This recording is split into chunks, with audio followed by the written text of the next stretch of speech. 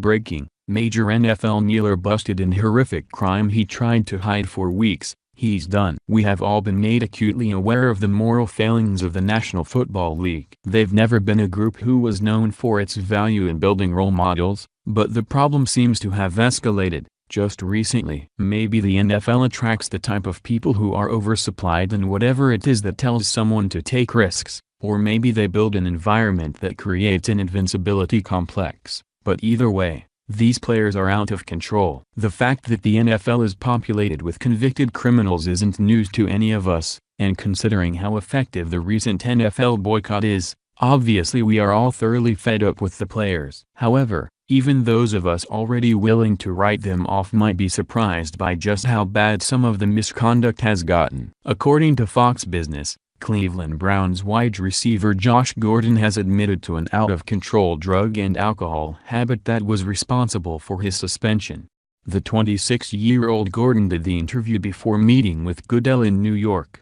Gordon outlined a pre-game routine where he would do shots of alcohol to get the motor running. "If I had already been drug tested that week, or the day before the game, I knew I had a couple days to buy to clean my system," he said in the interview. "Even before I was getting tested for alcohol, prior to my DWI in 2014, I would take the biggest bong rip I could and try to conceal all the smell off all my clothes. I'd be dressed up to go to the game. A bunch of guys smoke weed before the game, but we're not talking about them. This doesn't tell the story of a casual encounter with controlled substances. This is the pattern of a person whose life is being controlled by when he can feel the effects of the mind-altering substance of his choice." However, the NFL is once again going to cooperate with whatever one of their darling players wants to do. Apparently, law-abiding citizen isn't one of the requirements to pull a multi-million-dollar paycheck from the league that America hates. NFL.com outlines exactly what punishment Gordon is going to receive for his absurdly public use of illegal drug use. Josh Gordon is getting yet another chance. The Cleveland Browns receiver, who hasn't played in a regular season game since 2014, is set to be reinstated on a conditional basis by the NFL, the league announced Wednesday. Effective immediately, Gordon may join the Browns to attend meetings, engage in conditioning work and individual workouts, the league stated in a release. Subject to compliance with clinical and other requirements, he will be placed on the commissioner's exempt list and be permitted to practice with the team beginning on Monday, November 20th. Beginning Monday, November 27th, Gordon will be eligible at the team's discretion to return to active status or to remain on the commissioner's exempt list for an additional week before returning to active status.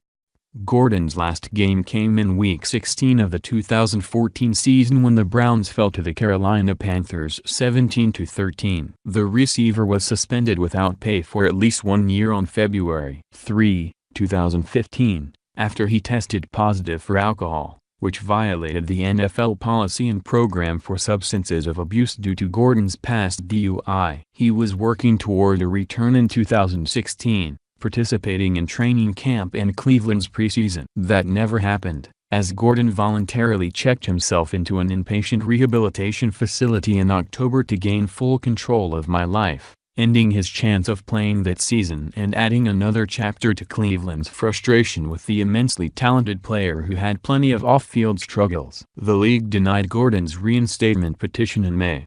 Gordon's business manager, Michael Johnson, said at that time that Gordon was in the best place mentally that he has been in dating back years before entering the NFL. "We've been informed of the league's decision to reinstate Josh," Browns EVP of Football Operations Sashi Brown said in a statement obtained by Rapoport. "The personal well-being of all our players is of the utmost importance to us. We respect and commend Josh for taking the steps necessary to have the opportunity to return to the league. Josh will be in our building in the coming days and we look forward to having him back and sitting with him to discuss his future on our team."